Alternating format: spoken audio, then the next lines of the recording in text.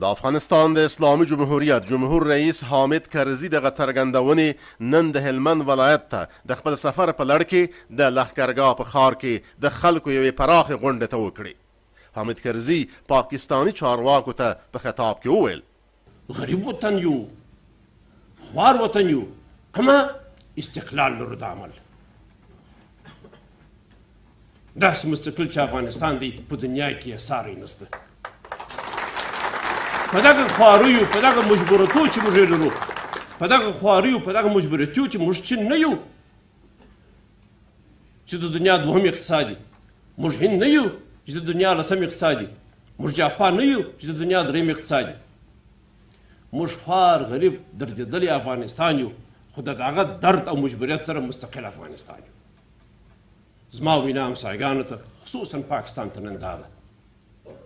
چې افغانستان په پوره استقلال در سره لګیا دی، د ښو رابطو دپاره، د نیکو روابطو دپاره. ته هم وروره په استقلال را سره لګیا شه، خپله ګټه ووینه، را سره راسه، را سره ملګری شه، در سره درېږو. تروریزم، افراطیت ورځ په ورځ د بربادۍ باعث کېږي په پاکستان کې، او زموږ خوا په بده، په والله چې خوا په بده، په خدای تعالی چې ظلم پر سوځي.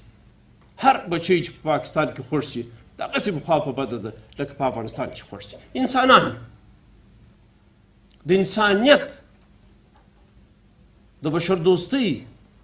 د انسان په توګه مخوا په بدېږي. د هېواد جمهور رئیس ویل: موږ له پاکستان سره ملګرتیا غواړو، پاکستان هم د افغانستان له ملګرتیا پرته ښه ورځ نشي لیدلی. حامد کرزي وویل: په پاکستان کې چې افراطیت او تروریزم هره ورځ د دغه هېواد د بربادۍ سبب کیږي، د بشر په توګه زموږ خوا ورباندې بدیږي. افغانستان هم د دې بشري ټولنې غړی و، خو له افغانستان سره چې هر چا ظلم کړی دی هغه په خپله په بلا اخته شوی دی. هېواد جمهور رئیس د ناټو لخوا له تروریزم سره د مبارزې پر لارو چارو باندې نیوکه وکړه. ویې ویل چې دا 10 کاله نړۍ دا نارې وهي چې تروریزم د افغانستان له پولې هاخوا دی، خو د ناټو ځواکونه بیا هم زموږ په کلیو او بانډو کې په جګړه اخته دي. هغه جنگ چې دنیا،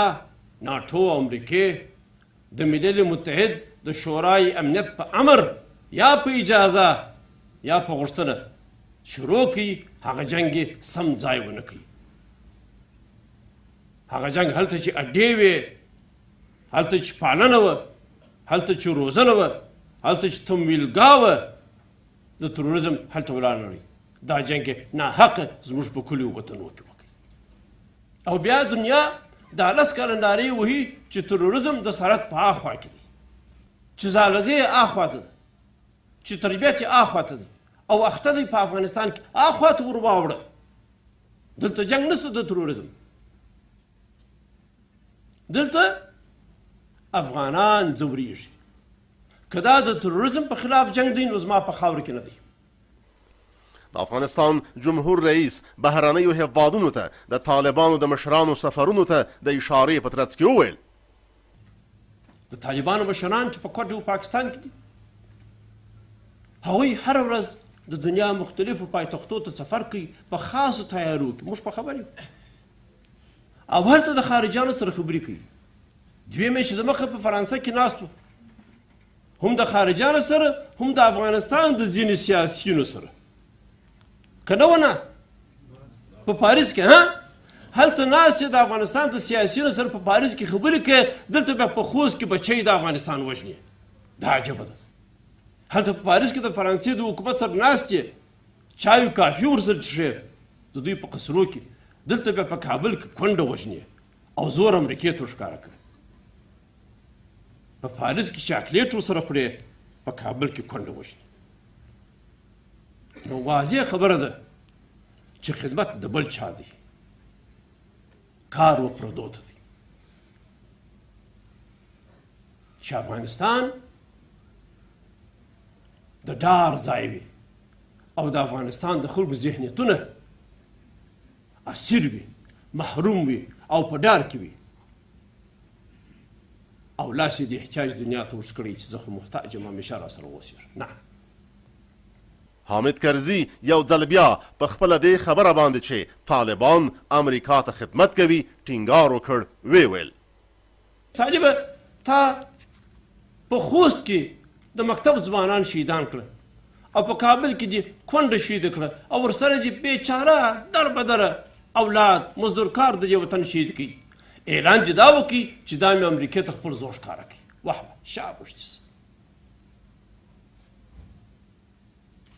د اتو کاله لږ شهیده چې امریکا ته زور ښکاره کړي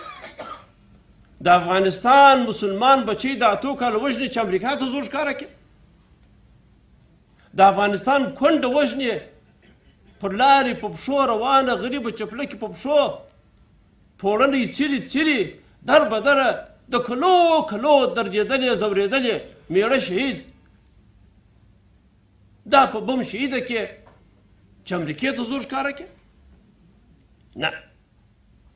دا د امریکې ته زور ښکاره نه کړي دا د خدمت ورته وکړي د هېواد جمهور رئیس په دغه غونډه کې یو ځل بیا غږ وکړ هغه طالبان چې د ځینو عواملو له امله له دولت څخه خوابدي شوي دي هغوی زموږ ورونه دي له هغو سره جګړه نه کوو زموږ دنده ده چې هغوی بیرته پخلا کړو او که د بل په لمسون جګړه کوي بیا د هغوی خپل ځانونه اصلاح کړي هېواد جمهور رئیس په دغه پراخه غونډه کې ځوانان تعلیم ته وهڅول او ډاډ یې ورکړ چې د هلمند د پوهنتون د ودانۍ لپاره بودیجه به بیله کړي خو په عین وخت کې د هلمند پر سوداګرو هم غږ وکړ چې د دغه پوهنتون د ودانۍ د جوړولو لپاره دې مرسته وکړي همداراز حامد کرزي له امریکا څخه وغوښتل چې له ژمنې سره سم دی ژر تر ژره د کجکي د برېښنا بند جوړ کړي د وویل که امریکایان په خپله ژمنه کې پاتې راځي بیا د دغه پروژه موږ ته راوسپاري چې موږ یې په خپله سرته ورسوو حامد کرزي د هلمند د خلکو د غوښتنې په ځواب کې وویل چې د بګرام زندان به ډېر ژر په بشپړ ډول افغان لوري ته ولېږدول شي